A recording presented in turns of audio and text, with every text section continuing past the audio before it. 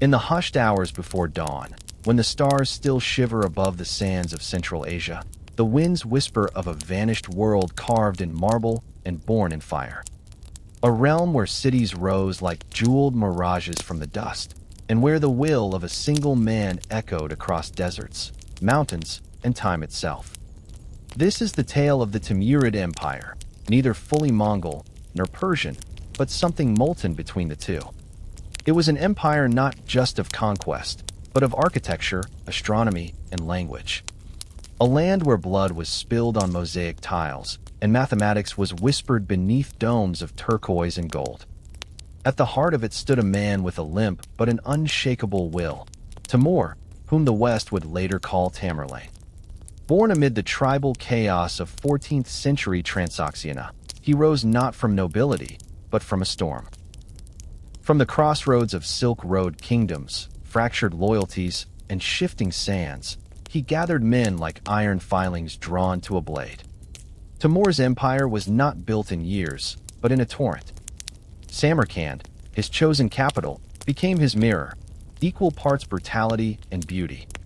Palaces erupted from earth, madrasas gleamed under desert suns, and minarets, those marble fingers, pierced the skies as if asking heaven to witness. He called himself the Sword of Islam, yet spared scholars and sculptors. He burned cities, yet raised observatories. He left towers of skulls in Delhi and built gardens of geometry in Herat. The world, for a time, bent around this paradox of a man, this fire-born emperor who painted in light and blood. And when he died, wrapped in silk and shadow, the empire did not collapse but shimmered. For from the ashes of Timur's conquests, something even more enduring took root. His descendants became patrons of a golden age. In the cities of Central Asia, science bloomed.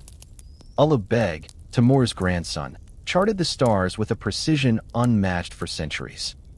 Poets wandered through libraries of calligraphy and blue tile. Philosophers debated fate beneath vaulted ceilings that echoed with divine proportions. And yet, like all things carved by wind and will, the Timurid Empire faded. Its legacy, though, did not vanish. The Timurid flame would cross into India, where Timur's descendant Babur founded the Mughal Empire. The marble of Samarkand would later rise as the Taj Mahal. The dream of Timur, restless, ruthless, radiant, would live again in foreign lands. But before all that, before the empires, the marble, the domes, we return to the beginning. To the dry plains where a child learned to ride with an arrow in his hand. To the tent-shadowed lands where power was taken, not inherited. To the man who limped through fire to reach the throne. This is the story of the Timurid Empire. An empire of geometry and devastation. Of silence and song. Of marble and fire. Let us begin. Beneath a sky as wide as fate itself, the wind swept over the golden grasses of the Central Asian steppe. It whispered through low hills and barren valleys, brushing the ruins of Sogdian watchtowers and rustling the reeds near half-forgotten caravan wells. In this land of shifting dust and splintered empire, where Alexander once passed and Genghis had thundered, another shadow was preparing to rise. Shahrazab's, the Green City, was a patch of life drawn in delicate lines upon a parched canvas. Orchards clung to irrigation canals like veins around a fading heart. The people of this city, Turco-Mongol in blood, Persian in tongue, and Islamic in faith, tilled the fields with curved sickles under the call to prayer, their eyes turned both to the sky for rain and to the horizon for raiders. It was a borderland of identity and belief, where every stone held a story, and every path led either to conquest or ruin. It was here, in 1336, that Timur was born into the Barlas tribe. Neither noble nor common, the Barlas traced their roots to the Mongol armies of Genghis Khan, though they had long since embraced Islam and settled into the patterns of Central Asian life. Timur's blood carried ambition like a slow-burning coal. He was not born to an empire, but he would carve one out with fire and blood. In youth, Timur walked the dusty alleys of Shahrazab's, watching the elders chant the Quran beneath mud brick domes and merchants haggle in the marketplace beneath dyed cotton canopies. The scents of lamb fat, sweet melons, and camel sweat lingered in the air like memory. He rode horses through the hills with other boys, and legends say he was maimed in battle by the time he was a teenager. Left with a permanent limp, a clawed hand, and the name Tamerlane, Timur the Lame. But if his body bore scars, his vision remained unbroken. From an early age, Timur knew the world was a tapestry of collapsing powers. The Ilkhanate of Persia had crumbled. The Golden Horde was splintering. The Delhi Sultanate weakened under the weight of its own opulence, and even the Mongols in China seemed distant ghosts of what once was. In this void, new fires could be lit. And Timur saw himself not merely as a warrior, but as a restorer of greatness, a new architect of destiny. His early campaigns were not crowned with marble, but soaked in mud and survival. He began as a mercenary, a master of ambushes and swift desert raids. Allies were gained not by oaths, but by necessity. Rivals were eliminated with precision. Timur's reputation grew not because he claimed divine right, but because he proved himself more capable, more relentless, more visionary. By the late 1360s, Timur had become the de facto power behind the puppet khans of Transoxiana. He controlled Samarkand and Bokhara, the twin jewels of the Silk Road, where camels carried Chinese silk, Persian manuscripts, and Indian spices across mountains and deserts. From these cities, he began to fashion not just an army, but a myth. Timur called upon craftsmen, poets, scholars, and astronomers to gather in Samarkand. While his army sharpened scimitars, he had turquoise domes constructed, inscribed with verses that danced in Kufic script. Minarets rose like fingers pointing toward heaven. Mosaic by mosaic, a new empire shimmered into being, one forged of contradictions, brutal conquest and transcendent beauty, devastation and devotion. His banners bore the legacy of Genghis, but Timur was no mere shadow. Where the Mongols had often scorned cities, Timur glorified them. Where others ruled with tribal instinct, Timur wielded the sword of order, administering justice with cold logic, granting lands to loyal emirs, and founding madrasas that would shape generations. Yet even as marble cooled beneath the mason's hand, fire smoldered in the distance.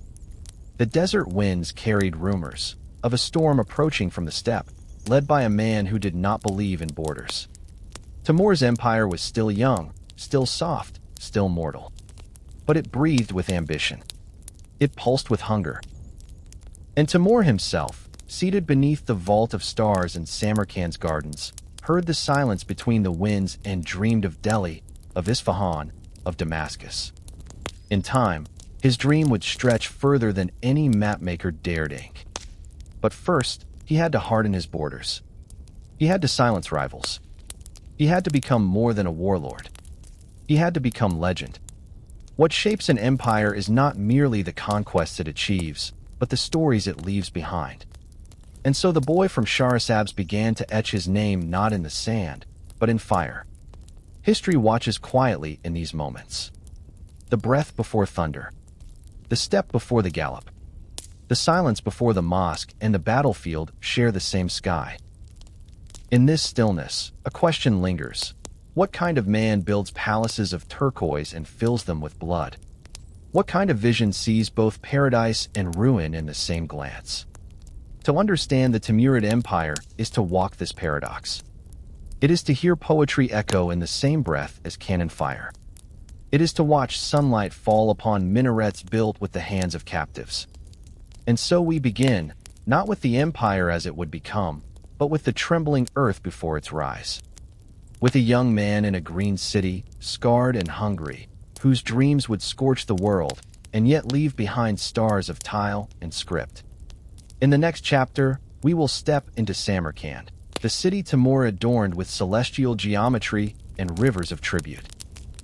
From its gates, the heart of an empire began to beat, pulsing with silk, stone, and the will of a conqueror who called himself the Sword of Islam, but dreamed in Persian verse. At the edge of the Kizilkum Desert, where dust sighs across stones older than empire, a city rose like a mirage fixed by human will. Samarkand, the ancient city of dreams, once a stop on the Silk Road, now became the pulse of something greater. In the hands of Timur, it was no longer just a city. It became an emblem, a testament to ambition and contradiction.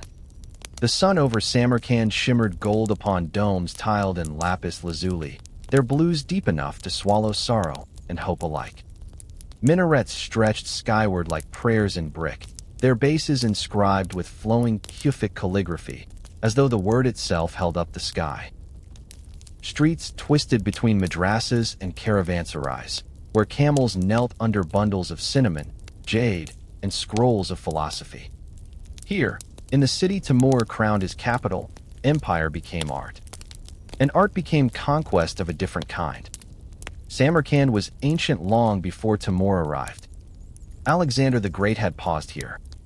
The Sogdians had traded here when Rome was still rising.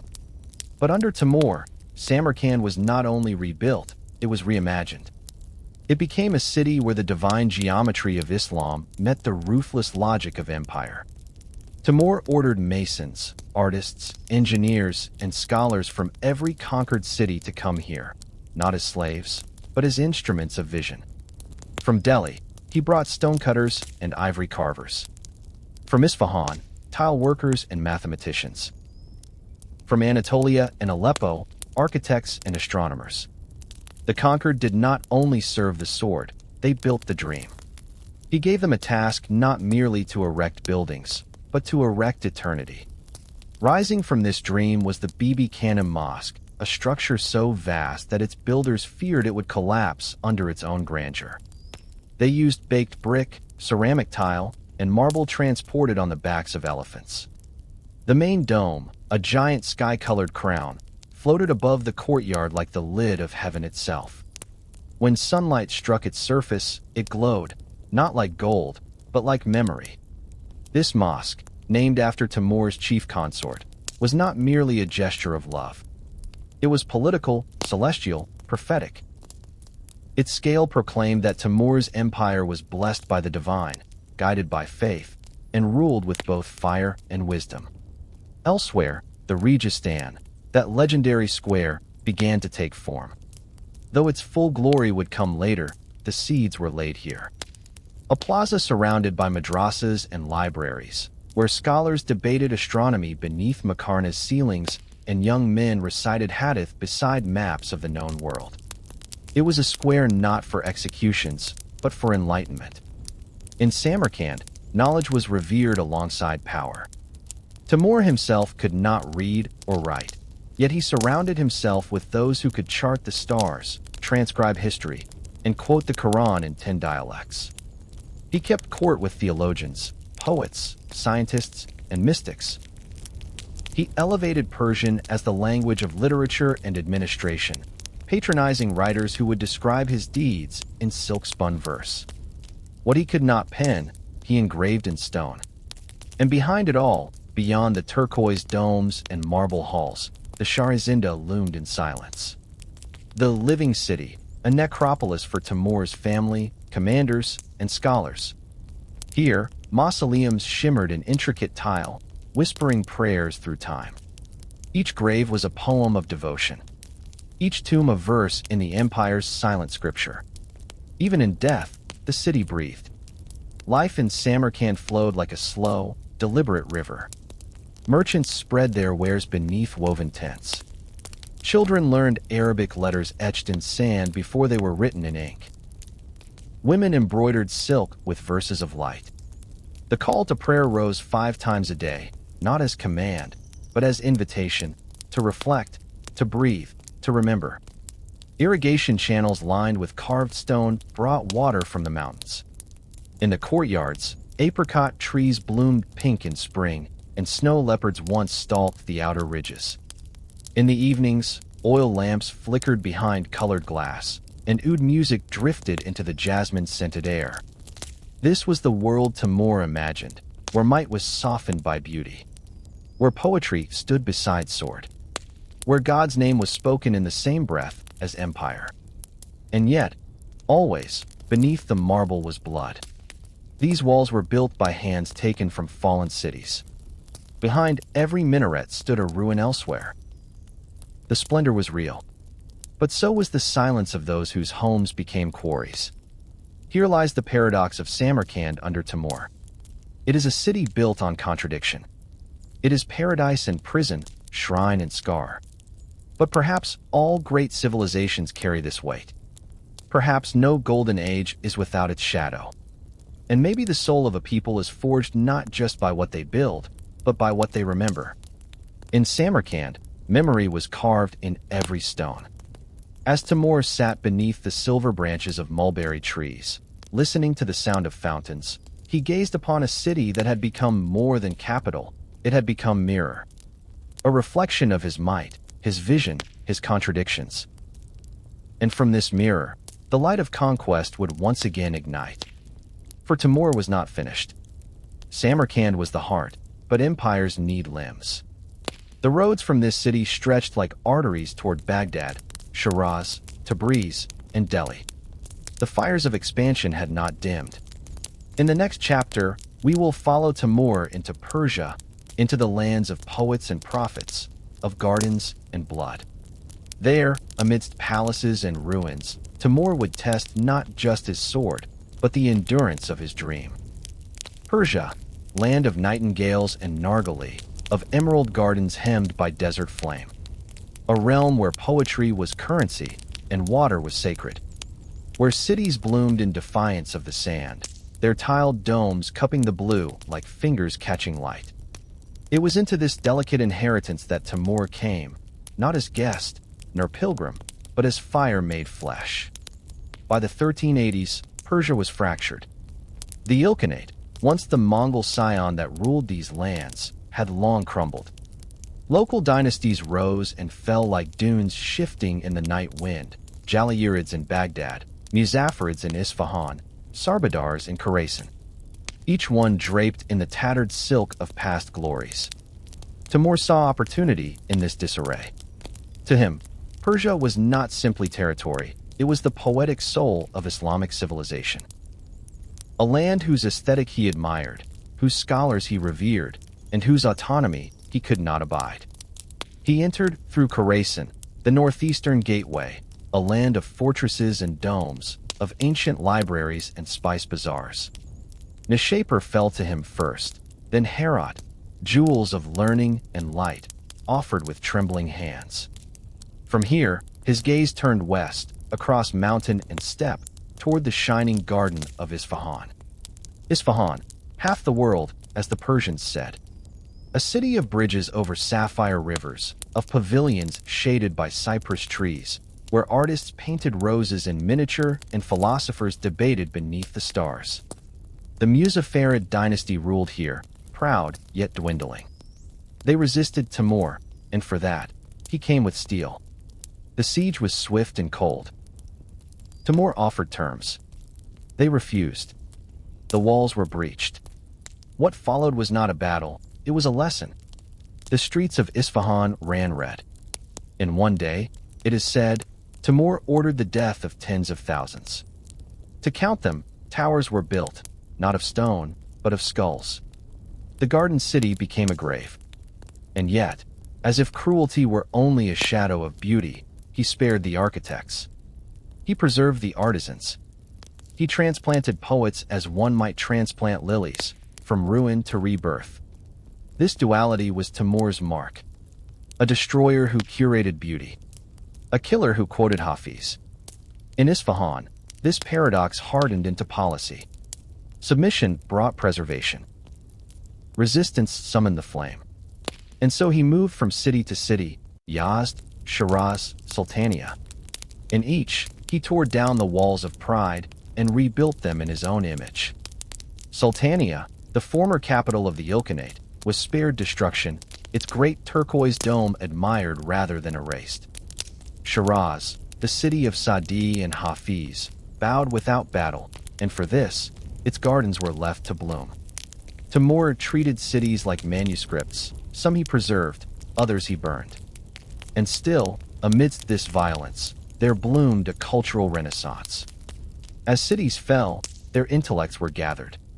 He sent astronomers to Samarkand. Historians, calligraphers, mosaicists, metalworkers, all became instruments of imperial vision. In Persia, the Timurid architectural style began to crystallize. Not merely borrowed from Persian and Mongol forms, but elevated. Arches with pointed finials, domes with ribbed fluting, minarets clad in swirling tile. Geometry became law.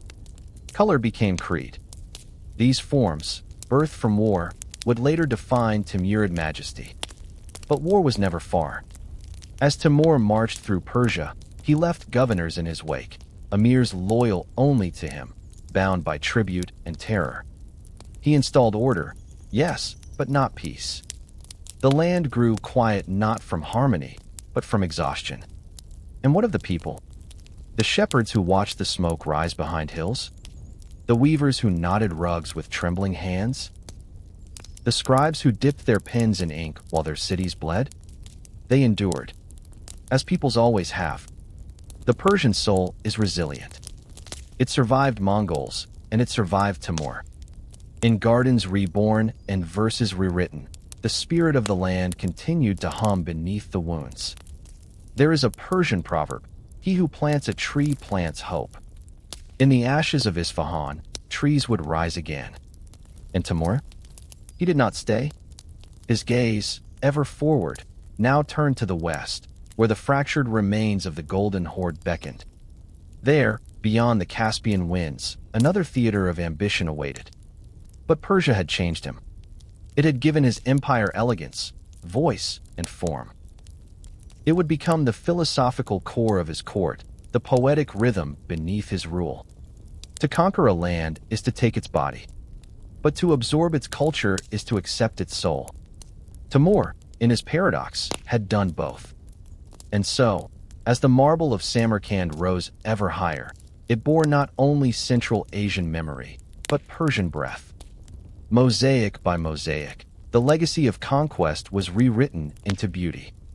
In the next chapter, Timur rides north, to the steps of the Golden Horde, to challenge the Tatars who once called themselves brothers, and to test whether empire can ever be whole when born from fragments. The sky above the Kazakh steppe was a vault of iron, streaked with the breath of winter and the color of old bone. Here, the wind carried not only snow, but the scent of forgotten kings and crumbled thrones. And it was through this vast, frozen emptiness that Timur's banners rose like embers against a dying sky. To the northwest of his empire lay the remnants of the Golden Horde, a kingdom forged by the sons of Genghis, a realm of tents and tribute that once thundered into Europe like a plague of hooves. But by the late 14th century, it had begun to fracture. Fratricide, ambition, and the growing independence of Russian principalities weakened its once united body. Still, it remained a formidable beast, half asleep yet dangerous, sprawled across the steppes of the Volga and the Black Sea. Timur saw in it both threat and opportunity. The descendants of Joki, Genghis Khan's eldest son, had refused to bow to his supremacy. They had harbored rivals, contested his influence, and dared to imagine a steppe where his word was not law. For Timur, who styled himself as the unifier of Mongol legacy, such defiance was not only unacceptable, it was sacrilege. In the winter of 1391, Timur began his march. He led his army northward from Samarkand across frozen rivers, through brittle plains where even the stars seemed to shiver. With him came an army of architects and astronomers, scribes and siege masters, each carrying not only weapons but memory. For Timur, war was not merely conquest, it was inscription. Every campaign was a line added to his epic. The campaign against Toktamish, the Khan of the Golden Horde and once Timur's own protege, was not one of swift ambush, but of patience and fire. In earlier years, Timur had helped Toktamish seize power over the Horde, favoring him as a tool to balance power in the west. But loyalty, in the steppe, was a thin silk, easily torn by wind. Toktamish soon grew restless and ambitious, turning against his former benefactor and invading territories under Timur's influence. So, Timur responded not with scorn, but with total war. He pursued Toktamish across the Caucasus and into the heartland of the horde. The final confrontation came near the Kundurcha River in what is now southwestern Russia. There, on the cold, unforgiving earth, Timur's troops encircled Toktamish. They moved like shadows over ice, their arrows falling in arcs like winter birds descending. The enemy was shattered. The steppe burned. And with that, the Golden Horde was broken. Toktamish fled into obscurity, hunted, humiliated, and ultimately extinguished by the same fire that once warmed him. Cities along the Volga were razed. Trade routes rerouted. The authority of the Khans, once thunderous and absolute, began to dissolve like snow beneath a spring sun. The implications of Timur's victory rippled outward. In the Russian north, the Principality of Moscow began to rise, sensing the vacuum left behind. In the Caucasus, feudal lords shifted allegiance, now whispering Timur's name with reverence and fear. In Constantinople and Cairo, monarchs scribbled letters of uneasy praise, uncertain whether the conqueror would turn west next. But Timur did not linger. He was not a settler. His empire moved with him. He returned to Samarkand, trailing behind him prisoners, treasures, and the ghosts of another fallen world. And wherever he passed, he left behind not only ruins, but stories. In the cities of the Golden Horde, the bones of burnt palaces lay beneath new soil. The wind that once carried the songs of the Mongol Khans now hummed Timur's name. Yet even amid ruin, seeds of change were planted. For destruction, in history, often precedes rebirth. The steppe remembers. It does not weep nor speak, but it remembers. Horses gallop across its skin as they always have. But the names they serve change like seasons. From Batu to Toktamish, and now to Timur. One empire falls, and another rides in its shadow. The fall of the Golden Horde marked more than a military triumph. It signaled the end of one world order and the confident rise of another. Timur did not simply defeat an enemy. He rewrote the steppe's epic. With each campaign, he forged not only territory but identity, molding himself as the rightful heir to Genghis, and yet, entirely his own fire. And what of the people, the merchants, the farmers, the wandering poets, who saw their towns turn to ash? They fled. They rebuilt. They sang new songs of fire and blood. For they, too, were threads in Timur's tapestry. History often remembers the conqueror's name and forgets the trembling of those he trampled. But if one listens closely, the wind across the Kundurcha still murmurs. Names long buried, dreams turned to smoke, and beneath it all, the sound of hooves that once shattered an empire of gold. And so the fire moved southward again. Ahead lay ancient Persia and the cradle of Mesopotamia. Cities older than time itself would now feel the breath of Timur's ambition. But in his shadow, the memory of the horde smoldered, a ghost among ashes, a warning in the wind. In the heart of the empire where fire had once consumed, flowers now bloomed with improbable grace. Samarkand, once scarred by conquest, was no longer merely a fortress of stone and ambition. Under Timur's gaze, it became a garden, metaphorical and real, a reflection of paradise promised by scripture, shaped by human hands. To conquer was one kind of glory. But to cultivate, to give beauty a home in the aftermath of ruin, that was the deeper art. Timur, the firebrand of the steppes, revealed himself also as a gardener of grandeur. The conqueror who reduced cities to cinders dreamed of orchards shaded by pomegranate trees, of fountains whispering in marble courtyards. From such contradictions, legends are born. The gardens of the Timurid world did not grow in chaos. They were structured with geometry, guided by astronomy, inspired by the verses of the Quran. Water channels, fed by canets and hand-dug canals, threaded their way like silver veins through groves of cypress, jasmine, and almond. The layout mirrored the heavens. Even the air seemed scented by divine order. In this oasis of design, Timur built not only palaces but possibilities. The Bagi Dilkasha, the heart-delighting garden, spread its wings east of the royal complex, its name as soft as a love poem and as precise as a blueprint. No flower was planted by accident. No breeze was left unmeasured.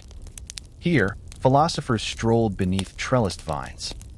Astronomers traced constellations from the shade of apricot trees. Artists sketched mosaics not only for mosques, but for the petals of lilies and the angle of shadows at noon. Beauty became a discipline. Order became devotion. It was in these gardens that Timur's court absorbed the richness of Persian horticulture, the precision of Chinese landscaping, and the sacred ideal of the Islamic Chahar Bagh, the fourfold paradise. Each quadrant represented an elemental river of Eden, of water, milk, honey, and wine. In these divisions, Timur saw not only symmetry but salvation. The sounds in such spaces were hushed and musical, the murmur of leaves, the trickle of water, the call of a dove in the distance. Time slowed between the latticework of shadows. Even the conqueror's footfall softened beneath beds of moss and sand. Timur's empire was a mosaic not just of lands, but of ideals. And nowhere was this clearer than in his vision of nature disciplined, of wilderness turned into reflection. In the fusion of cruelty and cultivation, he created something both unnerving and unforgettable. A visitor to Samarkand, arriving from the blackened ruins of Baghdad or Aleppo, might wonder if they had passed through death and reawakened in a dream. The same man who had stacked skulls and pyramids now planted rows of tulips in perfect silence. These contradictions define the human soul. The impulse to destroy and the longing to preserve. The fury of conquest and the stillness of contemplation. In Timur, these forces did not cancel each other. They coexisted, like sunlight and shadow on a tiled dome. His court poets described the gardens not merely as spaces of pleasure, but of cosmic memory. A return to the archetypal garden of origin. A mirror of the prophet's paradise. A place where time folded like silk and eternity glinted in the dew on a single leaf. And yet, even here, the garden's edge always bordered on the desert. The rose grew in soil that had been soaked in blood. Break time equals 0. 25s, / the marble pathways were paved by hands that had once trembled in fear. History does not hide this, nor should it. But perhaps there is something redeeming in the act of planting. Even tyrants know the scent of jasmine. Even empire, in all its cruelty, can yield small oases of order, momentary glints of something almost sacred. The gardens of Timur were not eternal. Like all empires, they withered in time.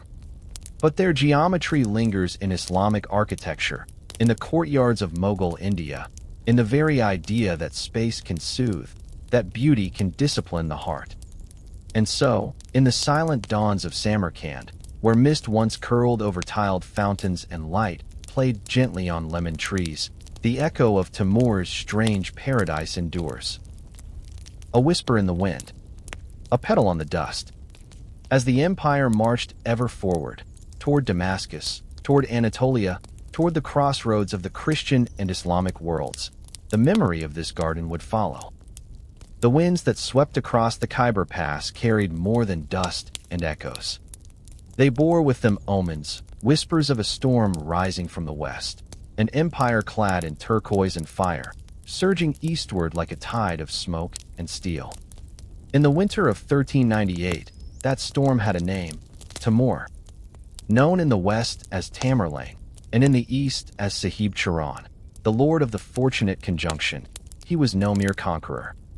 He was an architect of terror and splendor alike, and his gaze had turned to the golden lands of Hindustan. India, fractured into sultanates, was a garden rich in fragrance and flame. The Delhi Sultanate, under the rule of Nasir-ud-Din Mahmud Shah Tughlaq, had waned in strength, its palace walls eroded not just by time, but by decadence and disunity. Timur, already a seasoned strategist and ruthless tactician, saw not a challenge, but a stage, a place where history would burn anew beneath the hooves of his cavalry. As his army crossed into the Indus Valley, Timur's campaign unfolded not only with military precision, but with a dark theatricality. Cities fell like dry leaves beneath the scythe. Multan was taken with grim efficiency. The defenders of Lahore were slaughtered or enslaved, and the great city became a pyre. Along the roads, pyramids of skulls were built, not merely as trophies, but as messages. Timur believed in conquest through awe. His war was not only one of swords, but of symbols. By the time Timur's forces reached Delhi in December 1398, fear had already infiltrated its streets. Mahmud Shah's army met the invaders at the banks of the Yamuna River, bolstered by war elephants armored in steel and fire. But Timur, ever the student of tactics, turned their strength against them. Using camels burdened with flammable hay, he created chaos, setting the beasts ablaze and driving them toward the elephants. The stampede that followed shattered the Sultan's ranks. Delhi fell not with a roar, but with a long, shuddering sigh. What followed was devastation. The sack of Delhi was one of the bloodiest in the city's long history. For days, its gardens, bazaars, and mosques were drowned in fire and blood. Temples were looted. Scholars and artisans were abducted and marched westward, seeds of culture to be replanted in Samarkand. Yet amid this violence, Timur saw not carnage, but construction. Each act of destruction was, to him, a prelude to creation. From India, he took more than treasure. He took knowledge, technique, and inspiration. The artisans who survived the campaign would later design palaces and observatories. In a cruel paradox, the brilliance of Timurid architecture owed part of its elegance to the ashes of Delhi. The Indian campaign had not merely been a raid, it was a philosophical statement. Timur claimed to fight in the name of Islam, but his path was paved with the bones of Muslims and Hindus alike. His sense of sacred mission was mingled with raw ambition. He fashioned himself both as a scourge of God and as a deliverer of cultural unity. In this contradiction, one sees the essence of Timur.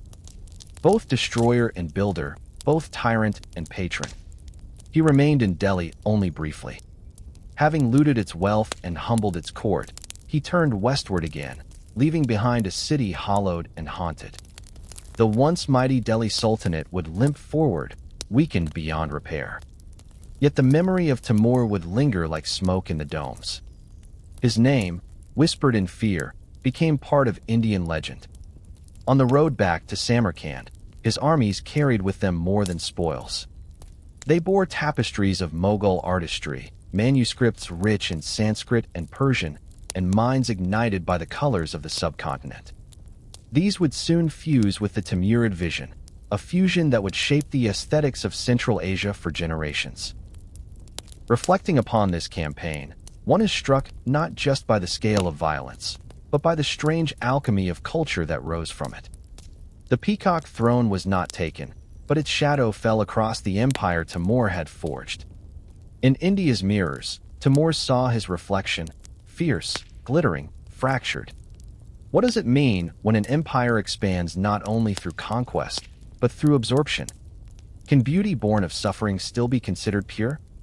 These questions, unanswered, ripple through the corridors of time like the silent footfalls of Timur's retreating army. Ahead lay new conquests, but behind him, Delhi smoldered, its skies dimmed by smoke, its people scattered like leaves before an autumn wind. The lesson of Timur's India was written not in ink, but in ashes. The marble city slept. Samarkand, once alight with the fire of conquest and the glow of celestial inquiry, now stood hushed beneath the drifting winds of uncertainty. In the year 1405, Timur the Lame, scourge of Asia, patron of the arts, emperor of blood and blue tile, lay dead in his tent near the Chinese frontier. The breath that once commanded the fall of cities had gone silent. His warriors, once thunder across the steppes, now knelt in stunned silence beside a lifeless body. His empire, bound more by the gravity of his will than the firmness of laws, now trembled at the edge of dissolution. Timur left no simple succession. Though he had many sons, Few matched his ferocity, and fewer still his vision.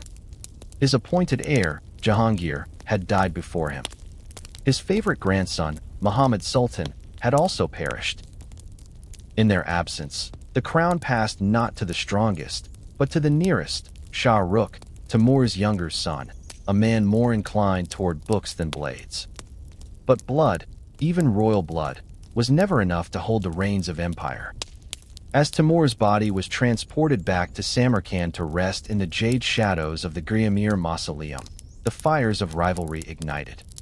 Princes and governors across the vast expanse, stretching from Anatolia to the gates of Delhi, saw opportunity in the silence of the great conqueror.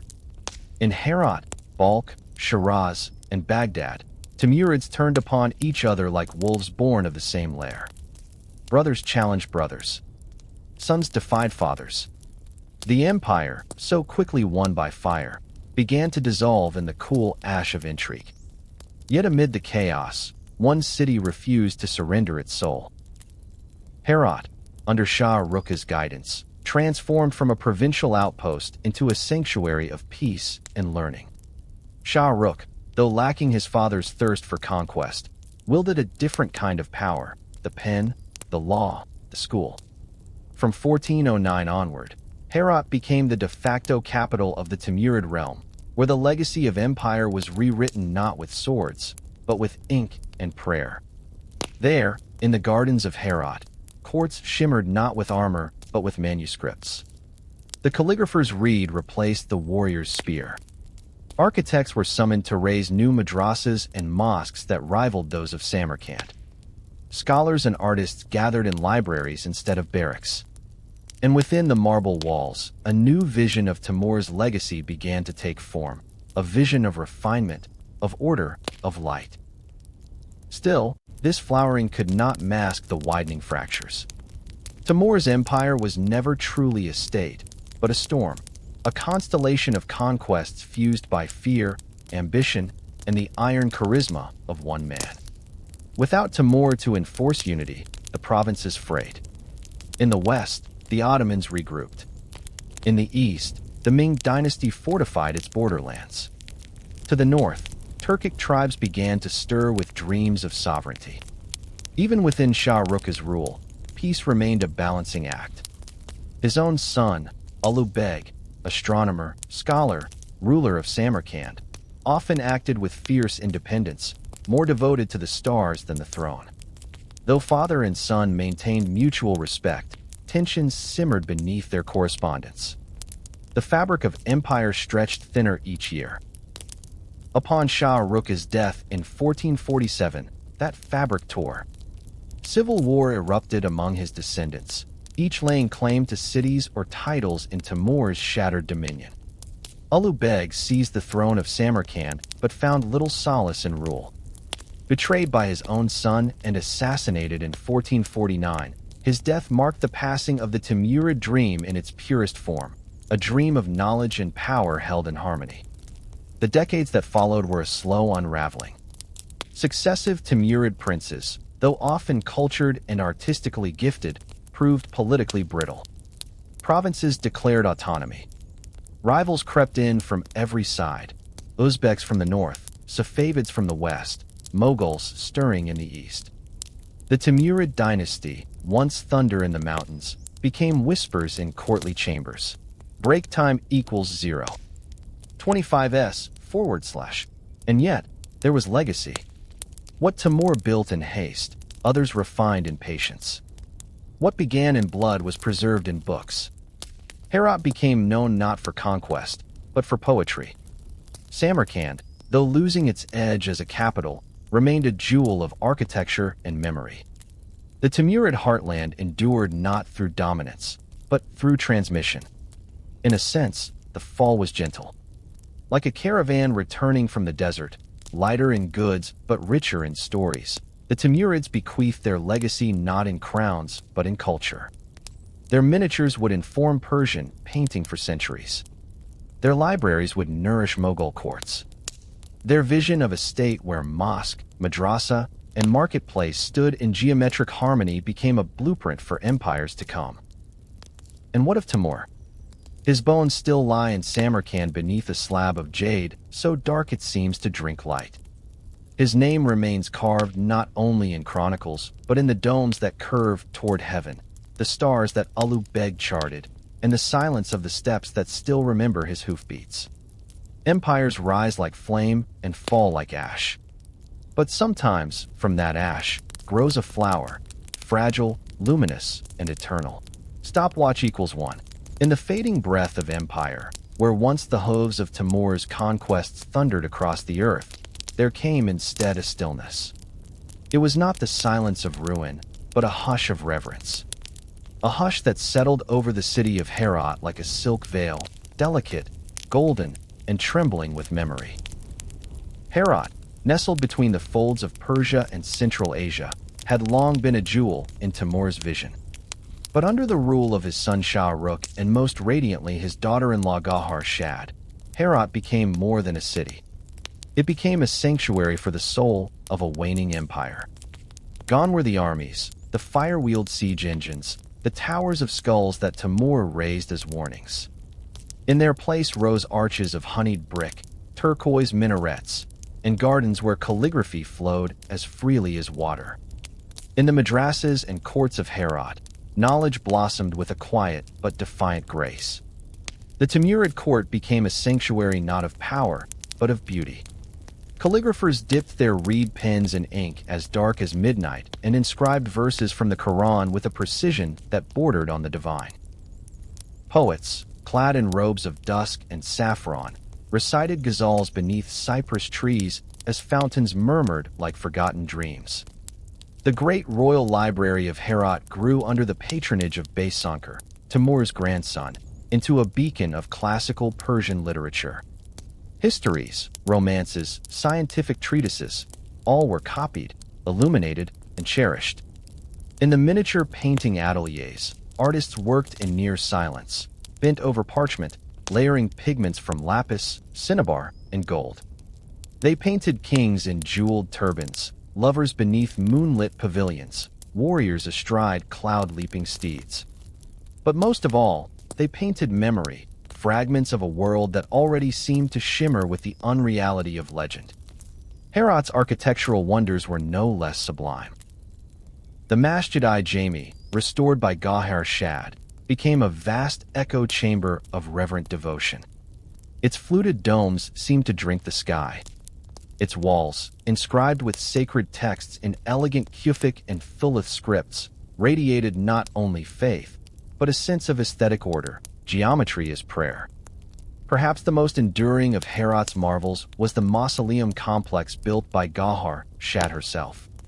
A space of such tender majesty that even the wind, when passing through its courtyards, seemed to whisper psalms. Her own tomb, crowned with a dome the color of crushed sapphire, rose like a celestial tear. Yet, for all its radiance, Herat was not immune to the shadows lengthening at the edges of the Timurid world. The empire, stretched thin and weary, began to crack under the weight of its own elegance. Regional governors grew bold. Internal rivalries festered. And beyond the mountains, the winds of conquest stirred again, this time not from within, but from the west, where Turkic and Uzbek rivals eyed Herat's glory with envy. Still, Herat endured, if only for a time. And in that time, the city achieved something rare in history, a golden hour that knew itself to be golden. Its artists, scholars, and patrons were aware that they lived in twilight, and so they painted twilight, wrote twilight, adorned twilight with jade and coral. They did not flee decline with desperation. They embraced it as one might embrace the setting sun, sorrowful, yes, but also grateful for the light it leaves behind. What is art, after all, if not a resistance to forgetting? In Herat, every dome, every manuscript, every illuminated margin became a memorial not only to Timur's conquests, but to the souls who came after him, who dared to make beauty, not war, the highest aspiration of empire. There is something eternal in the silence of a miniature painting. A prince on horseback, a rose in a lover's hand, a poet beneath a vine, captured forever in a scene no larger than a handspan. These were the final soldiers of the Timurid Empire. Not warriors in iron, but artists in pigment and verse. And even now, centuries later, in museums and manuscripts scattered across the world, they ride on. As the Timurid flame dwindled, Herat did not extinguish it, it transfigured it. Into the eternal flame of art. Into memory. The twilight of empire had arrived. Break time equals 0. 25s/, but in Herat, twilight was not an end. It was a painting, a poem, a prayer in lapis. And from that blue silence, we turned toward the lands that carried Timur's legacy forward, lands where the marble was darker, the fire reawakened, and a new dynasty was born beneath the peacock throne. In the deep chambers of time, where the wind carries whispers across empires long gone, a lineage of dreams traveled eastward, born on saddlebags of scholars, builders, and men with fire in their gaze. From the dust of Samarkand's turquoise domes to the lush valleys of the Indian subcontinent, the Timurid spirit did not end with Timur. It transformed. Reborn in the bloodline of Babur, the founder of the Mughal Empire, it carved its memory into white marble, green gardens, and calligraphy that danced like wind through paper. Babur, Timur's descendant through his father and Genghis Khan through his mother, was not content to be a ruler of exiles. In 1526, with sword and stratagem, he crossed the Khyber Pass and captured Delhi, laying the foundations for a new dynasty that would mirror his ancestors' thirst for grandeur and order. Yet, unlike Timur's empire, which rose and fell with fire and bronze, the Mughal world would mature in the soft sheen of gardens and domes, infused with Persian art and Indian soul. The Timurid aesthetic, rooted in symmetry, celestial geometry, and reverence for the divine order, was transplanted into a new climate. Samarkand's majesty echoed in the Mughal capitals of Agra, Lahore, and later Shahjahanabad. The same principles of proportion, the same love for calligraphic inscription and glazed tile, now found new life in red sandstone and white marble. Nowhere is this more hauntingly beautiful than in the Taj Mahal. Built by Shah Jahan in memory of his beloved wife Mumtaz Mahal, the mausoleum is not merely a tomb. It is a continuation of a lineage of divine geometry, a crystallization of Timurid design reinterpreted through Indian hands. The symmetry of the gardens, the perfect archways, and the minarets that frame the rising dome are descendants of the Rajasthan in spirit. Marble became not just stone, but memory, cold yet eternal. But the legacy was not confined to architecture. The refined court culture of the Timurids, its love for Persian poetry, miniature painting, astronomical calculation, and mathematical harmony, continued to pulse through Mughal veins. The ateliers of Herat found their echoes in the imperial workshops of Akbar, Jahangir, and Shah Jahan. Artists illustrated manuscripts that blended Persian idealism with Indian narrative dynamism. Histories were painted, not merely written. Even in governance, Timur's shadow loomed. Though Babur's empire would diverge from the Timurid model in many practical ways.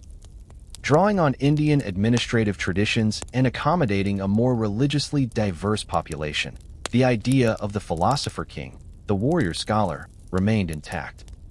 Timur, who built libraries and burned cities, found his spiritual heir in Akbar, who convened debates between faiths under a tree of tolerance.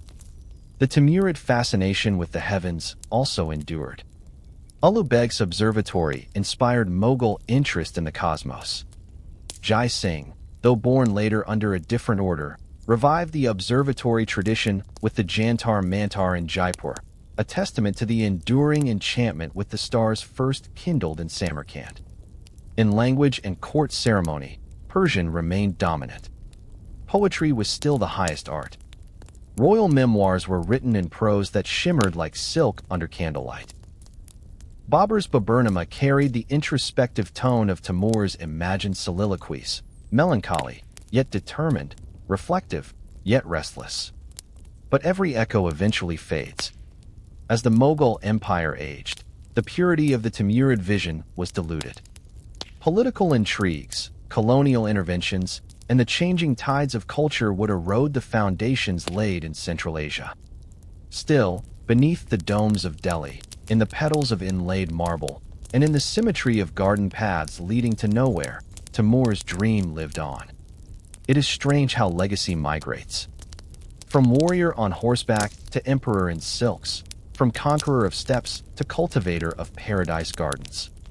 The transformation of the Timurid ideal in Mughal India reveals history's deep irony, that the hand once clenched in conquest can open in creation.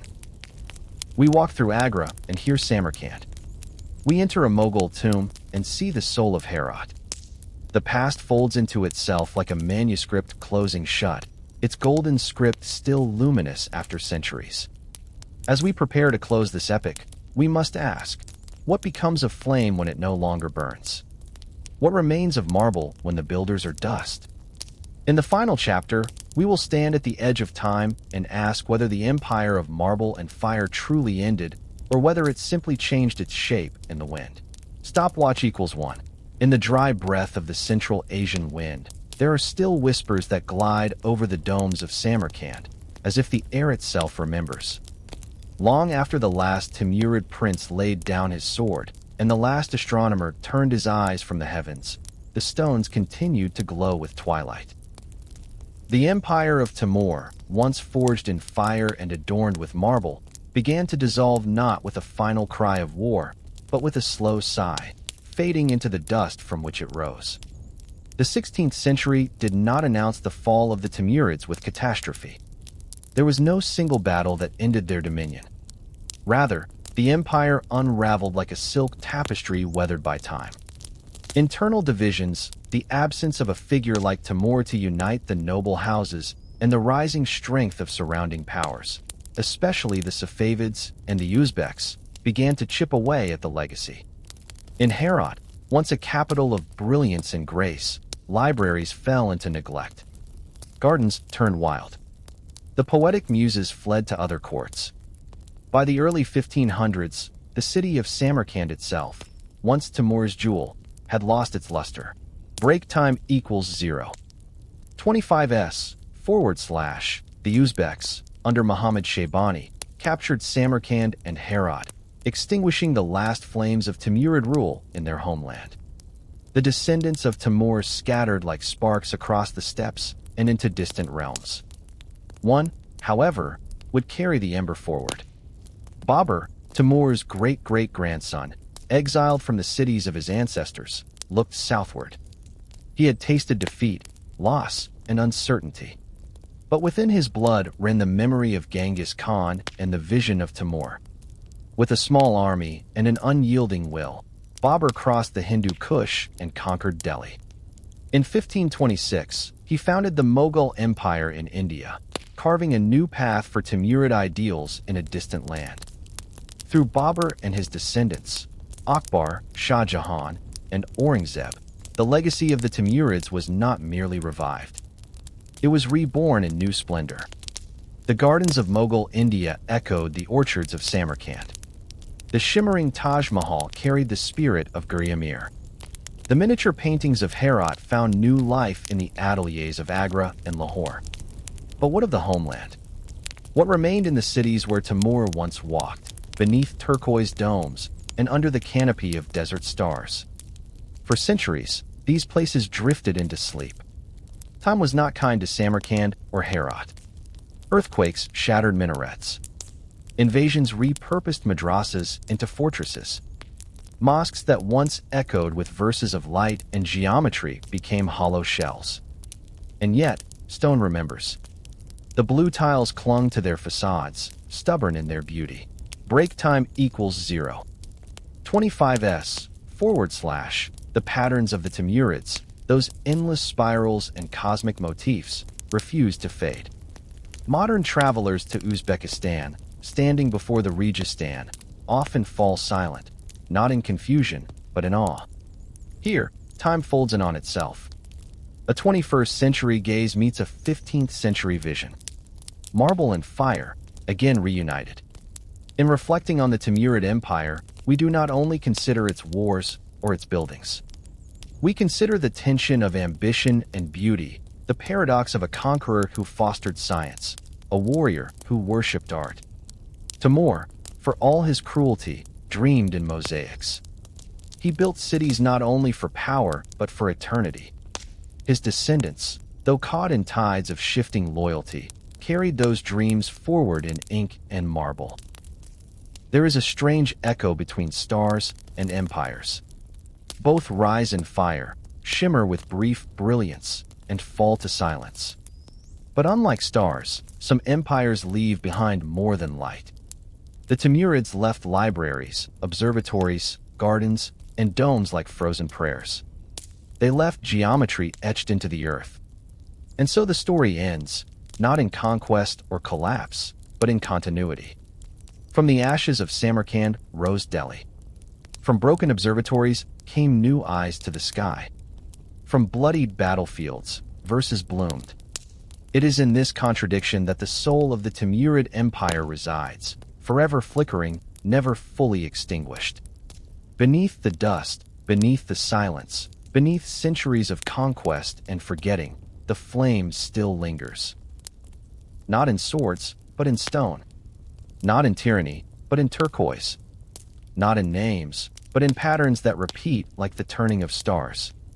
And when the desert wind stirs the sands of Transoxiana, one might still hear, faintly, the footfall of Timur, echoing down an avenue of ruined domes, whispering that beauty and ambition, though mortal, are not in vain.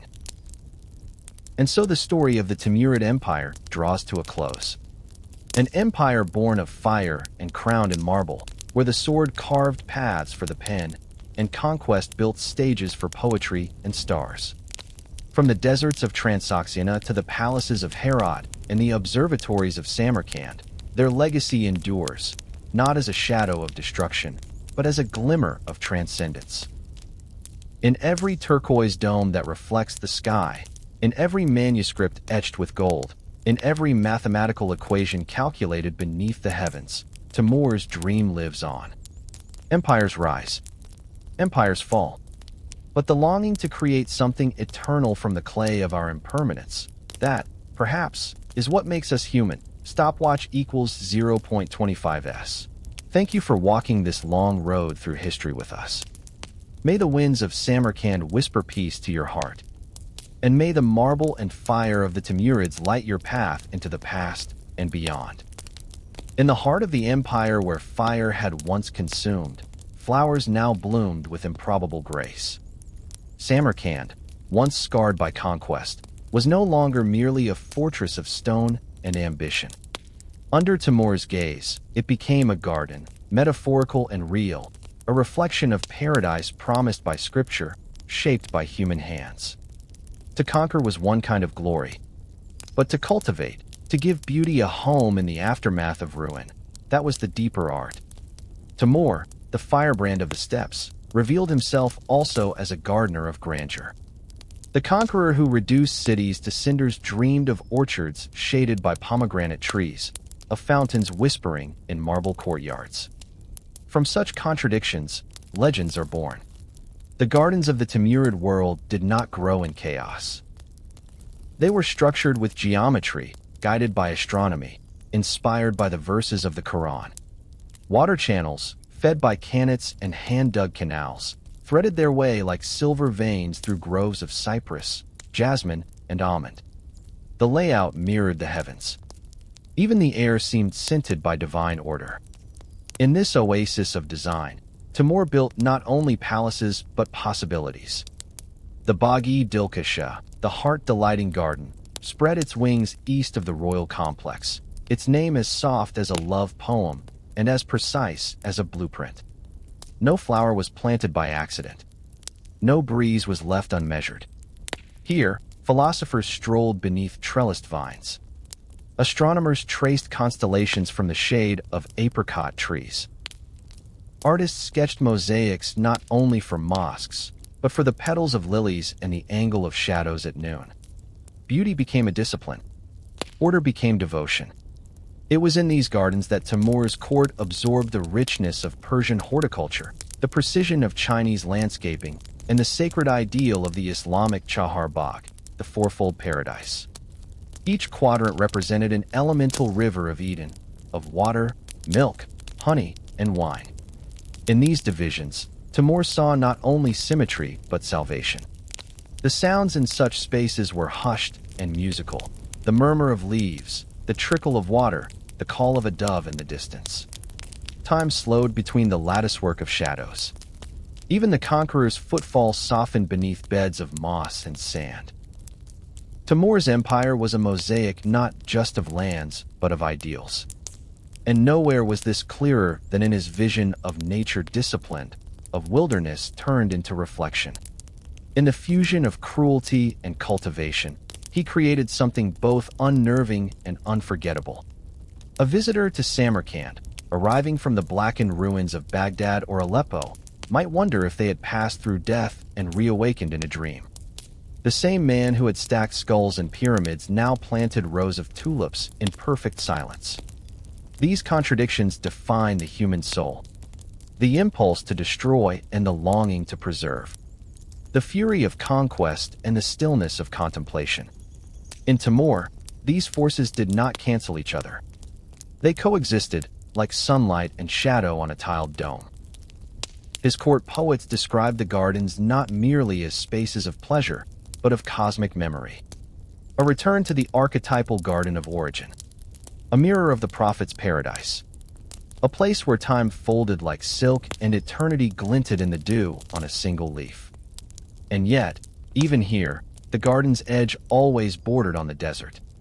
The rose grew in soil that had been soaked in blood. The marble pathways were paved by hands that had once trembled in fear. History does not hide this, nor should it. But perhaps there is something redeeming in the act of planting. Even tyrants know the scent of jasmine. Even empire, in all its cruelty, can yield small oases of order, momentary glints of something almost sacred. The gardens of Timur were not eternal. Like all empires, they withered in time. But their geometry lingers in Islamic architecture, in the courtyards of Mughal India, in the very idea that space can soothe, that beauty can discipline the heart. And so, in the silent dawns of Samarkand, where mist once curled over tiled fountains and light played gently on lemon trees, the echo of Timur's strange paradise endures. A whisper in the wind, a petal on the dust. As the empire marched ever forward, toward Damascus, toward Anatolia, toward the crossroads of the Christian and Islamic worlds, the memory of this garden would follow. Beneath the endless vault of the Central Asian night, where the constellations seem closer to the earth, and the sky glows with unfiltered starlight, a different kind of empire was forged. One not of swords and blood, but of numbers, lenses, and the silent music of the cosmos. In this empire of reason, Prince Ulu Beg reigned, not as a conqueror in armor, but as a seeker wrapped in thought. He was Timur's grandson, born in 1394, when Samarkand was still warm from the fires of conquest and echoing with the hammer strikes of builders. But where his grandfather dreamed of empires carved across deserts, Ulu Beg dreamed of the heavens mapped across parchment. In him, the currents of war gave way to the currents of knowledge. He would become one of the greatest astronomers of the medieval world. The center of this celestial endeavor stood just outside Samarkand, the Ulu Beg Observatory. Built in the 1420s, it was a marvel of its time, a circular structure whose foundation was laid not in brick, but in curiosity. Its underground sextant, a stone arch stretching 40 meters in radius, was embedded in the earth itself, protected from wind and error. It allowed for measurements of astonishing precision, rivaling anything in Europe or the Islamic world.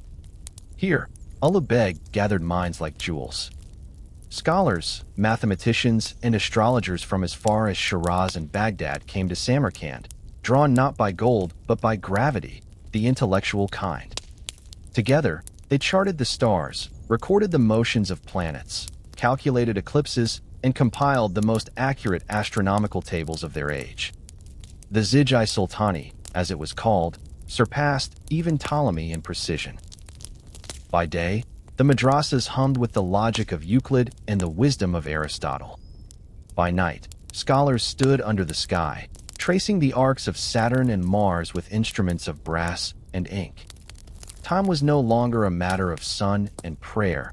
It became a science, and the empire moved not just with the seasons, but with the rhythms of the stars. Ulu Beg himself lectured in mathematics. Unlike the aloof rulers of legend, he walked among his students, chalk-stained, eyes bright, quoting Al-Khwarizmi and Indian astronomers in the same breath. His court was a sanctuary for reason, a rare pause in the tide of blood that had swept so much of Asia. But not all empires can be ruled by intellect alone. Ulu Beg was a scientist in a world still loyal to generals. His tolerance, his secular leanings, and his focus on learning made enemies among the orthodox and the ambitious. His son, seduced by religious factions, would eventually depose and execute him. A mind that reached for the stars was silenced by the Earth's old hunger for power.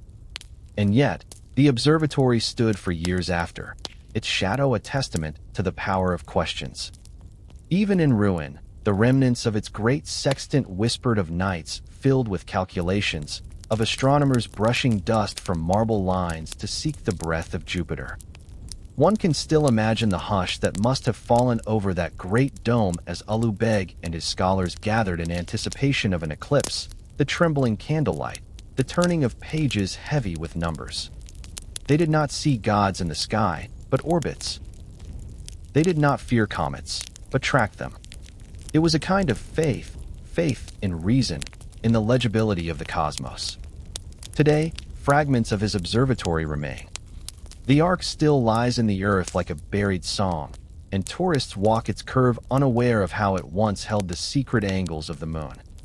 The Zij-i-Sultani, copied and preserved, traveled far beyond Samarkand, through the libraries of Istanbul, into Persia, and even into Renaissance Europe. Ulu Beg's legacy was not in battles won, but in errors measured to the 10th of a degree. He proved that empires can also be carved from knowledge.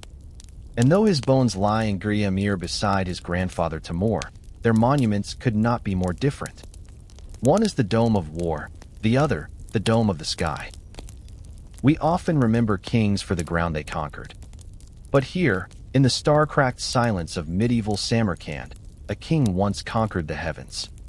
In the next chapter, we will return from the stars to the foundations of Earth, exploring the madrasas, libraries, and centers of science that Ulu Beg and the Timurid court nourished across Central Asia. For it was not only in observatories, but in classrooms and scroll rooms, that the empire of marble and fire took its gentler shape. In the luminous silence of Samarkand's marble courtyards, a different kind of empire was being carved, not with steel, but with syllables. The madrasas of the Timurid realm, with their arching portals of lapis and fluted walls of scripture, were temples not to gods, but to knowledge itself. In these sanctuaries of ink and inquiry, the restless energy of conquest softened into reverent study. Timur, the warlord who tore through cities with fire and thunder, laid the first stones of an empire that would worship intellect as deeply as it once bowed to his sword.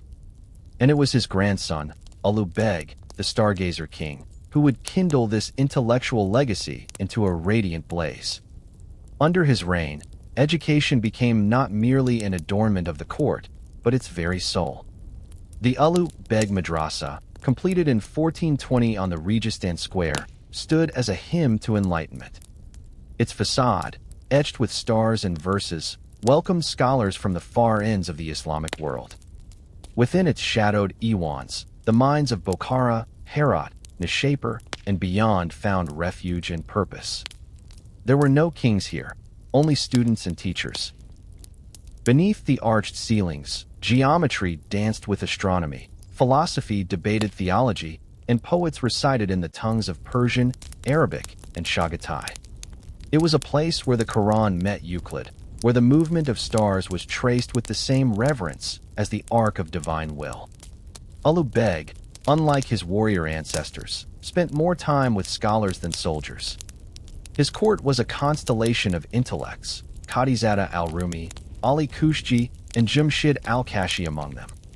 These men, with robes dusted by parchment and nights spent under starlight, calculated the Earth's axial tilt, mapped eclipses, and refined Ptolemaic models with astonishing precision. The madrasa was no isolated haven.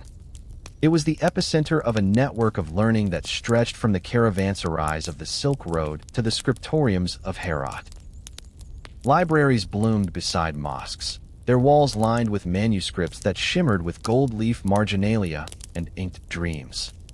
There were books of algebra and metaphysics, volumes of poetry where verses unfurled like jasmine in spring. Even treatises on medicine, anatomy, optics, and mechanics found their way into the hands of Timurid scholars. And all the while, the architecture itself whispered devotion. The domes above seemed to echo the sky's own shape, as if the structure of knowledge were meant to mirror the heavens. Calligraphy spiraled along walls like vines of thought. In every arch and glazed brick, the sacred and the scientific coexisted, entwined like lovers. The curriculum was rigorous. Students memorized complex astronomical tables, debated the harmonics of logic, and translated Greek, Indian, and Persian texts with equal reverence. To be admitted was to step into a lineage of thought stretching back to Aristotle and Al-Khwarizmi. In the evenings, as oil lamps flickered against the indigo silence, verses from the Masnavi of Rumi would mingle with laughter. The rhythm of study was gentle but relentless. Minds were honed like Damascus steel, not for battle, but for clarity. Some students became judges, others astronomers. A few would fade into history, their names forgotten, but their equations and footnotes would travel, copied and recopied across centuries. They were links in a chain of transmission that reached as far as the Renaissance. And yet, this brilliance unfolded in a fragile world. Ulu Beg's love for knowledge would become his undoing. Political rivals scoffed at his obsession with the stars. They whispered that a true Timurid should conquer cities, not constellations. In time, even his own son would rise against him. Still, in his final years, Ulu Beg retreated into his observatory and madrasa as a man might enter prayer. He refined his star charts, offered lectures, and guided the last generation of Timurid scientists. When he died, assassinated by order of his son, the sky he loved remained unchanged. But the manuscripts endured. The tables of the Zij-i-Sultani, with their meticulous positions of over 1,000 stars, would be consulted centuries later by astronomers in Europe. His madrasas became shadows of their former glory, but their stones remembered. Even now, when one walks through Registan Square in the hush of morning, one can almost hear the murmur of debates, the scribble of students, and the quiet presence of stars overhead. In these walls lies the memory of a time when scholarship was the flame that warmed empires. Timur had conquered the world with fire. Ulu Beg tried to illuminate it. Between them, marble and mathematics gave shape to an empire that knew the cosmos not as myth, but as map. As we leave the cloisters of these madrasas and step toward the painted courts of Herat, we carry with us a question: can power and wisdom ever truly coexist? Or are they doomed to dance briefly, then part in silence? The desert does not easily yield beauty.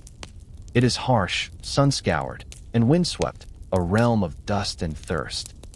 Yet in the heart of this landscape, Timur and his descendants conjured geometry from heat and carved sacred spaces from silence. They did not merely build, they transformed dust into breath, and breath into stone. Through blue-glazed domes and arabesque walls, they spoke in the language of God. The Timurid Empire was an empire of visual mathematics. The gardens, the minarets, the tile work, all followed a divine arithmetic. Symmetry was more than an aesthetic, it was an act of worship. To build perfectly was to reflect the perfection of the heavens. Geometry, calligraphy, and color wove together in complex tapestries of spiritual devotion. At the center of this sacred artistry stood the monumental buildings of Samarkand and Herat. The Bibi Khanum Mosque, once among the largest in the Islamic world, rose like a sapphire mirage. Its soaring iwans and facades gleamed with inscriptions from the Quran, brushed in gold across glazed tiles. The mosque was both a statement and a shrine, built by Timur to honor his wife and his conquest. Here, prayer and politics entwined beneath the echo of domes. Gardens were cultivated not only for pleasure, but for reflection. Influenced by Persian and Mongol traditions, Timurid gardens were ordered in quadrants, flowing with water channels and shaded paths. These were earthly paradises meant to mirror the gardens of paradise promised in the afterlife. A stroll through them was a prayer in motion. The Timurids were obsessed with harmony between heaven and earth, ruler and realm, flesh and spirit. That harmony took form in makarnas, stalactite-like carvings that seemed to drip light from ceilings. It appeared in tile mosaics arranged in precise star patterns. Every surface was a canvas. Every structure was a manuscript written in stone. In Herat, under the reign of Shah Rukh and the patronage of Gahar Shad, architecture matured. The Masjid-i-Jami, the Friday Mosque, was expanded into a serene masterpiece of Timurid proportion. Gahar Shad, a woman of vision and learning, commissioned schools, mosques, and mausoleums that shaped the skyline of Herat for generations. Through her hands, the empire's artistic soul was both feminine and fierce. These architectural wonders were not only symbols, they were repositories. Libraries nestled within madrasas. Tombs became vaults of dynastic memory. The Guri Emir, Timur's own mausoleum, gleamed with deep blue and lapis lazuli tiles. It was his final statement, that even in death, he would dwell in beauty. The very act of building was sacred. Craftsmen were not merely laborers, they were co-authors of a divine script. Stonecutters memorized verses as they chiseled. Calligraphers bent ink into flowing Kufic and Naskh scripts that adorned every arch and lintel. These were sermons in ornament. Color, too, held meaning. The turquoise domes echoed the sky. White symbolized purity. Gold evoked divine light. The palette was theology in hue. Even the smallest tile was placed with spiritual intention. And yet, these marvels stood not in isolation but in dialogue, with the stars above, with the scriptures within, with the travelers who wandered through their gates. Foreign ambassadors and Silk Road merchants paused to marvel. Pilgrims prayed. Scholars lingered beneath archways whispering formulas to the wind. The architecture of the Timurids was not frozen in stone. It moved. It sang. It captured sunlight in glazed bricks and turned it into sacred flame. It was not a backdrop to power, it was power made visible. An empire of geometry. A theology of walls. Today, visitors to Samarkand still tilt their heads skyward, tracing the curving ribs of long-faded domes. They run their fingers along calligraphy that once spoke directly to the divine. They walk paths once trodden by mystics and mathematicians, kings and masons. Architecture, in the Timurid vision, was a bridge between what is seen and what is felt. It was their most enduring chronicle, carved not in ink, but in stone that breathes. And as the setting sun casts its golden net across the dome of Guri Emir, the empire of marble and fire whispers once more. Not of conquest, but of balance, of pattern, of permanence found in impermanence. The roads of empire were not carved only for war. Though Timur's armies thundered from Samarkand to Damascus, leaving trails of conquest and the smoke of fallen cities, the same pathways bore silks, sapphires, spices, and scrolls. From the arid plains of Transoxiana to the teeming ports of India, caravans moved like slow rivers, bearing the lifeblood of commerce, diplomacy, and culture. The Timurid economy, like its architecture, was a strange marriage between force and refinement, between the sword and the ledger. In the vast caravanserais that dotted the Silk Road, weary traders rested beneath domed roofs as camels kneeled in the sand. Their packs, heavy with indigo from India, jade from China, ivory from Africa, and manuscripts from Persia, spilled color and knowledge into the arteries of Central Asia. Samarkand was more than a capital. It was a hub where price and poetry met, where merchant princes bowed not only to kings but to mathematicians and scribes. Timur understood the role of wealth not just as plunder, but as spectacle. He spared cities that surrendered quickly, often demanding not their ruin, but their riches. Goldsmiths, glassblowers, weavers, and scholars were taken like precious artifacts, installed in Samarkand to build his dream of an eternal city. Even destruction became an economic engine. As cities like Aleppo and Isfahan bent under siege, their artists and artisans were relocated rather than erased. Thus was wealth recast, not only as coin, but as human capital. The bazaars of Herat and Samarkand brimmed with goods both rare and ordinary. Here, embroidered robes shimmered beside bundles of dried apricots. Break time equals 0. 25s/ bookbinders worked beside perfume sellers. The markets were more than sites of commerce. They were living theaters of exchange, where Turkmen horsemen bargained with Persian spice merchants, and Mongol silversmiths debated prices with Arab traders. Coinage under the Timurids was both practical and symbolic. The minting of dinars and dirhams in cities across the empire solidified authority. On their faces, verses from the Quran shimmered beside inscriptions of power. Each coin was a tiny ambassador, traveling the empire, reminding distant provinces of the face of sovereignty. These currencies flowed through fingers both humble and noble, linking shepherds with scholars and weavers with warriors. Agriculture, too, underpinned the economy. The oases around Samarkand and Bokhara were lined with qanats, underground channels that carried snowmelt to fields of wheat, melons, and grapes. The land, coaxed into fertility by irrigation and toil, bore fruits that fed armies and nourished trade. The rhythms of planting and harvest wove into the pulse of the empire like verses into a ghazal. But perhaps most intriguing was how Timur's economy operated across cultures. In his empire, Zoroastrian traders, Armenian bankers, Sufi mystics, and Nestorian Christians conducted business side by side.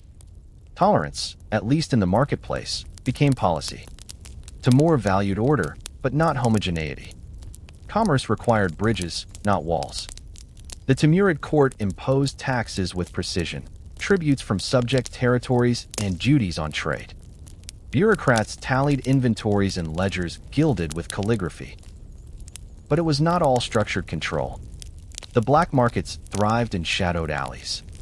Bandits haunted remote roads. The desert gave, but it also took. And so, wealth in the Timurid world was not only a matter of coins or camels, but of continuity. Cities destroyed in conquest were rebuilt as emblems of Timur's vision. Libraries filled with books that had been taken from vanquished scholars.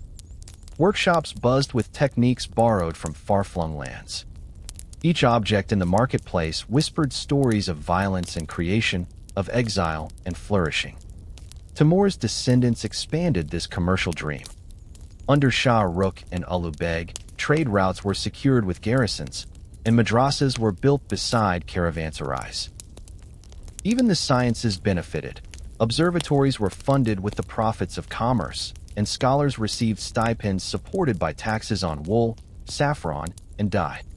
The Timurid economy, then, was a network of paradoxes, fueled by war, but oriented toward peace, born in destruction, but flowering in exchange. From the silks that adorned sultans to the scrolls studied by stargazers, every element of this economic web tied the material and the metaphysical together. And in the hush of early morning, when merchants lit their stalls and the sky turned the color of beaten copper, one could hear the empire breathe, not as a conqueror, but as a dreamer in motion. In the next chapter, we will walk beyond the markets and observatories, into the gardens and courtyards where the women of the Timurid world wrote their own chapters, through poetry, governance, and enduring silence. Beneath the blue domes of Samarkand, and within the geometric gardens of Herat, there whispered a name older than Timur himself. A name that had scorched the earth and bent empires, Genghis Khan. Though Timur was not a direct descendant by blood, he He held fast to the flame of Mongol legacy as though it pulsed through his very marrow. In a world that revered descent as divine legitimacy, Timur clothed himself in the silk of genealogy, tracing distant maternal ties and marrying into the house of Chagatai to stand not merely as a conqueror, but as heir. The Timurid court did not shy from this origin. Rather, it embraced it with ceremonial gravity and theatrical precision. In the halls of state, Timur bore the title Gamir, the emir's grave, a title echoing not just his power, but his claim to a legacy stretching back to the steppes of Mongolia. His seal bore the tamga of tribal affiliation, and his banners, though woven in silk and gold, fluttered in the rhythm of the horse lord. The Timurids were not Mongols by blood, but by will. They preserved steppe traditions even as they sculpted marble into archways and mosaics. In their courts, scribes transcribed not only the Quran and the Shahnameh, but also the secret history of the Mongols, a sacred text not of religion, but of empire. It was this dual reverence for the divine word of Islam and the imperial breath of Genghis that formed the spiritual duality of the Timurid soul. Timur himself modeled his conquests on the sweeping brutality of the Mongol advance. He did not merely expand his territory. He performed conquest as an art form inherited from the Khans. Cities that resisted faced fire and steel. Their survivors marched across steppes in chains to rebuild in new forms. And yet, just as the Mongols had once absorbed Chinese engineers and Persian bureaucrats, Timur enveloped the intellect of each land he subdued. His court became a laboratory of hybrid legacy. Mongol administrative practices fused with Persian imperial ideology. Turco-Mongol military discipline married with Islamic governance.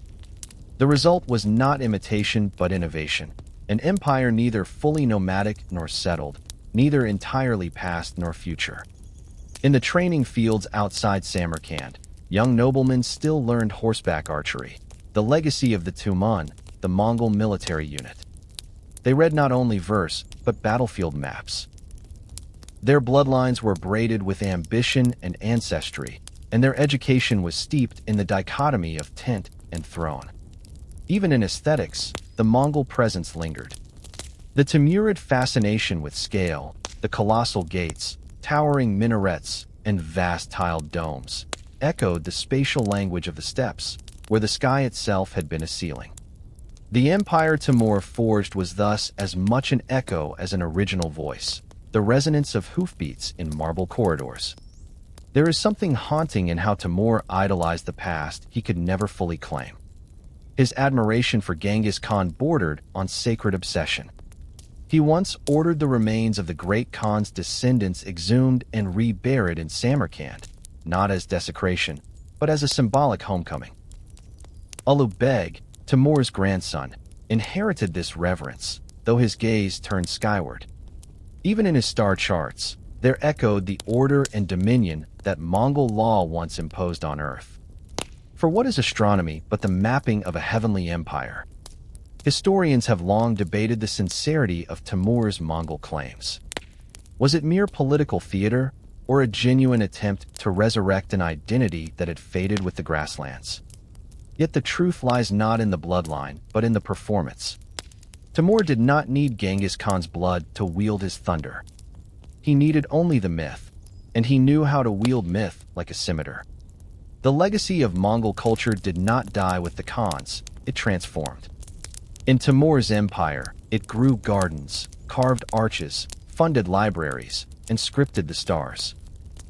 It wore robes now, but beneath the silk still beat the heart of the steppe.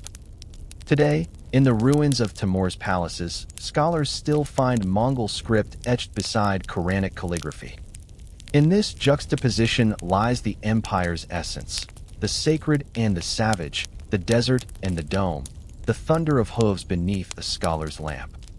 The Timurid identity was forged not in denial of the Mongol legacy, but in its rebirth. Timur did not bury the past, he made it marble.